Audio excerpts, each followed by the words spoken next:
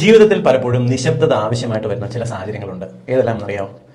ഒന്നാമത്തത് അമിതമായിട്ട് ദേഷ്യം വരുന്ന സമയത്ത്. ദേഷ്യം വരുമ്പോൾ നിങ്ങളുടെ മനസ്സിനെ കൺട്രോൾ ചെയ്യുന്നത് നിങ്ങളുടെ ബുദ്ധിയല്ല, നിങ്ങളുടെ വികാരങ്ങളാണ്. നിങ്ങൾക്ക് വായിൽ തോന്നുന്നത് നിങ്ങൾ വിളിച്ചു പറയും. ദേഷ്യം വരുമ്പോൾ മിണ്ടാതിരിക്കുക. രണ്ടാമത്തത്, പല വിഷയങ്ങളിലും നിങ്ങൾക്ക് വലിയ അറിവില്ലെങ്കിൽ അവിടെ കയറി അഭിപ്രായം പറയരുത്. നോർമലി നല്ല രീതിക്ക് പോകേണ്ട പല വിഷയങ്ങൾ പോലും വഴിമാറി പോകുന്നത് ഇത്തരത്തിൽ അറിവില്ലാത്തവരുടെ അഭിപ്രായം പറയുമ്പോഴാണ്. അപ്പോഴും അവിടെ നിശബ്ദത തന്നെയാണ് നല്ലത്.